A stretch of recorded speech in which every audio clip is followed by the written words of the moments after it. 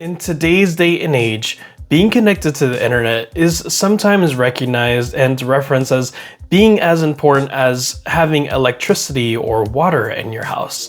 And so since the internet is so important to many people, not just in America, but across the world, it's important to always stay connected. Most people in the world typically have a traditional modem and router setup that looks like this. And then there are some people out there that have a portable jetpack or a MiFi device, which broadcasts a cellular network that devices are able to connect to. As technology continues to get better, the capability of staying connected to the internet is just getting easier and easier. Most people tend to have a traditional internet service provider or ISP that is used as their main network at home. Whereas there are going to be newer situations where you're going to be able to have a 5G node or modem router combo that's offered by your cellular carrier. Since technology continues to evolve and since technology is making it easier for us to stay connected, that leads me to today's video topic, the Starlink. In today's episode of Know Before You Go, we're actually going to discuss everything you might need to know before you go and buy a Starlink. What's up everybody, and welcome back to my channel, or welcome if you're new. My name is Derek and I help you make more calculated decisions on purchasing products or living your adventures. If that's something you think you're going to like, feel free to hit that like and subscribe button below. It's 100% free and it really helps me out with getting these videos across the far corners of YouTube. So as I mentioned in the intro of today's video, staying connected to the internet is really important to most folks, which arguably people will say is a good thing and a bad thing. People will typically use the internet for a means of entertainment, such as media consumption for their Netflix or their streaming device, their social media, and hey, even YouTube. And then there are people who use the internet as their livelihood. For example, people who work from home or people who have a home business where they depend on using the internet to send off packages or upload videos to YouTube or connect to their Microsoft Teams conference calls. The Starlink is a satellite dish that connects to Starlink satellites that are floating up somewhere in space, and they provide pretty much anywhere service for the internet. Starlink is pretty popular amongst the communities that are usually in super rural areas. Maybe they're camping and they need to stay connected to the internet, or maybe they are in an RV and they want to make sure that there's internet for the kiddos while you're out glamping somewhere.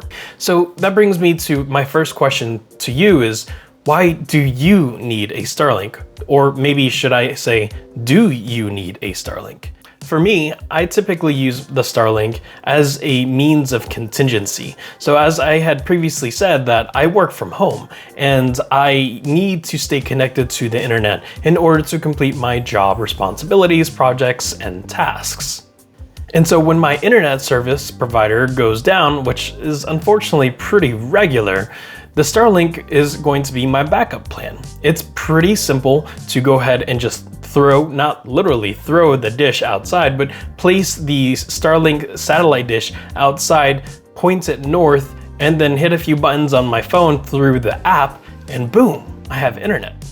So there are different types of Starlinks out there. You have the first and second generation Starlink, obviously, and then you have the third generation, and then there's a Starlink Mini, and it really just depends on what you need. And each of these Starlinks, in order for you to be able to use it, is going to require you to have a subscription plan. So as technology continues to improve, the compactness or the size of these Starlink devices are continuing to become more mobile and more capable of you hauling around without having to worry about logistics for storage. For me, I have the third generation Starlink. I did have the first generation Starlink and I thought it was phenomenal, but due to technical end user errors, I actually ended up damaging it and then I had to retire it. And so that brings us to today's third generation Starlink, which is this thing right here. It's really not heavy at all. It's easy to hold. It can be a little bit slippery, but you can see here it is pretty easy to use, and you can find that it is pretty simple to kind of haul around and place wherever you need to get the best signal. So before we get deeper into what actually does the Starlink do and what kind of speeds that you're going to be getting with this Starlink, let's go ahead and do a really quick unboxing and show you what comes in the packaging.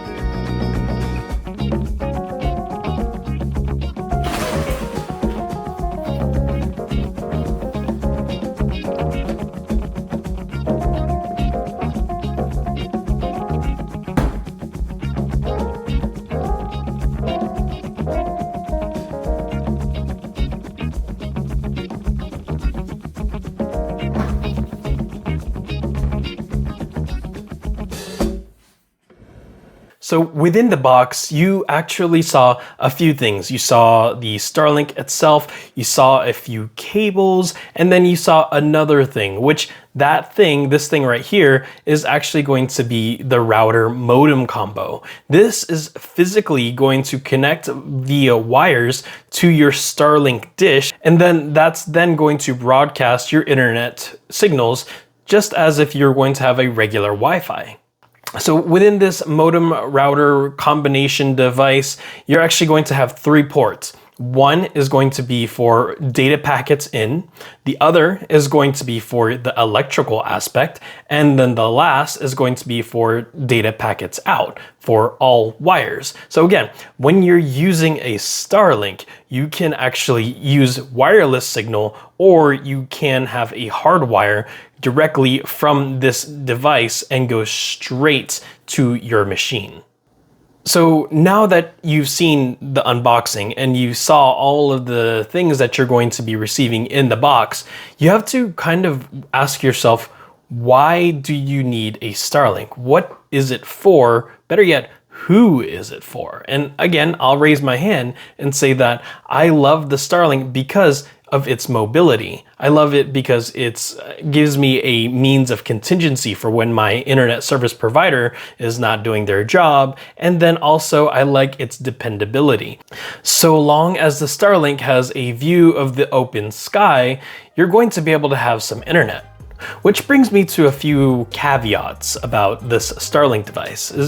The first and biggest thing for me is going to be making sure you have access to the sky. I'm not sure if you all have noticed it, but this big thing above our head is actually the sky, and the Starlink loves it. It wants as much of it as possible. So when you're going to be first setting up, or maybe you're using your Starlink already, if you're not getting the best speeds, or maybe it's not connecting like you would hope, make sure that there is nothing in what they call the line of sight, meaning any obstructions for where the Starlink may be going. This is going to include structural places like your house, a building, some power lines nearby, and then it's also going to include more organic structures like trees and mountains and other things like that. So if you want the best reception, you want the best bandwidth for your Starlink, make sure it is in a clear view of the sky, and then you should be good to go.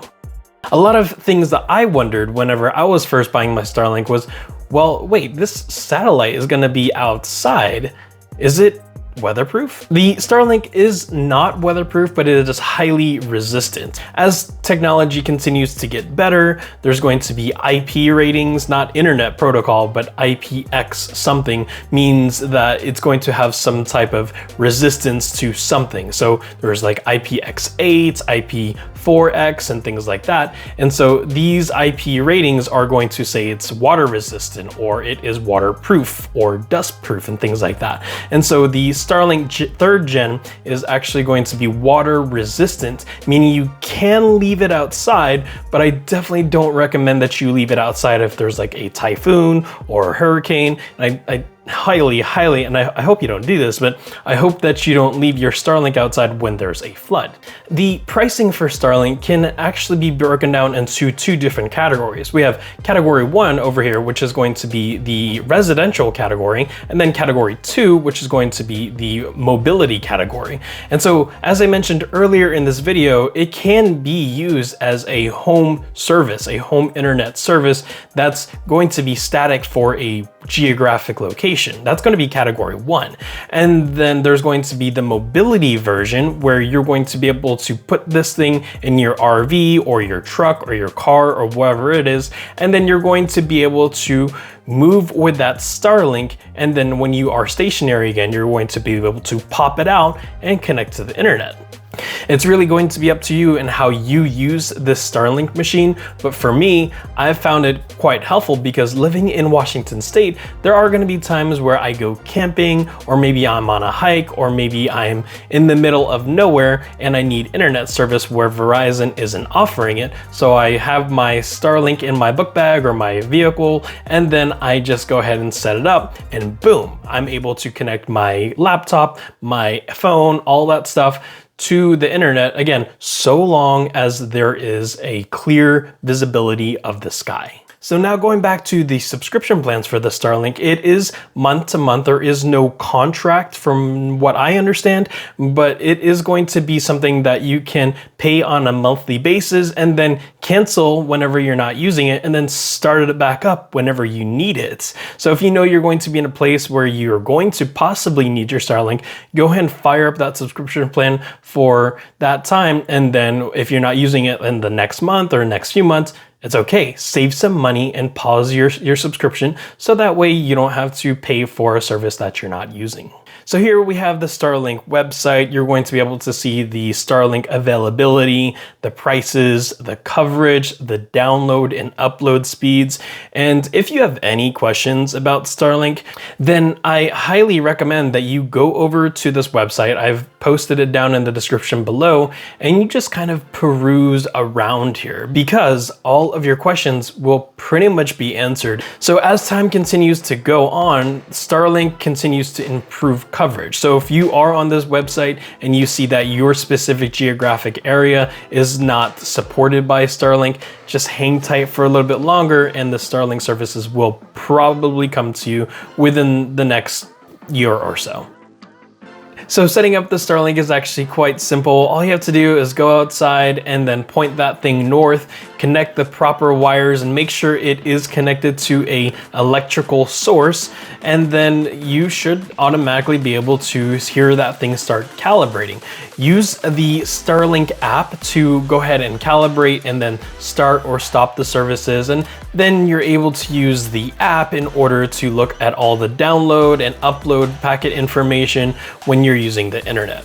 So one of the things that I do want to recommend that you have, especially if you're using the Starlink as a mobile internet service provider, is going to have one of these. So this is the EcoFlow Delta 2 generator. I use this to power my house whenever my house is out of electricity, like a blackout. And then I also use this EcoFlow Delta 2 to power my gadgets. So if I'm, let's say, working in the backyard and I need to use my power saw, or maybe I'm working from the back of my truck and I need to power up my laptop, this thing is actually pretty phenomenal, and it's phenomenal for the Starlink as well. It is a little bit heavier, so if you are having troubles carrying things, make sure that you have someone else carry this for you, but your Starlink will hook up into this, and that gives you an electrical source wherever you're at. There are smaller devices that provide electrical outlet if you are going to be on the road or RVing or camping or hiking that you can connect your Starlink to. But if you are sure that you definitely need to use a power bank or a portable battery station like this, make sure it's putting up enough wattage to power the Starlink.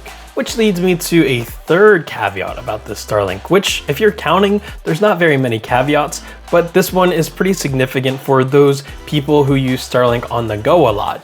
And this caveat is going to be because this 3rd gen Starlink draws more wattage. It uses more power. So if you're going to, again, be using the EcoFlow or some type of battery station and you're hooking your Starlink up to it, you can see that that battery station or whatever it is that you're using is going to drain a little bit more faster because of the power draw from the Starlink, which a lot of consumers who have used the Starlink 1st gen and 2nd gen and 3rd gen, they weren't very happy about the 3rd gen being the one that is going to draw more power. I personally haven't seen a huge dent in my power generator's capabilities, but I am also not connected to the Starlink and the power generator 100% of the time. If I'm not using a Starlink, I'm not gonna have it connected to my portable power station.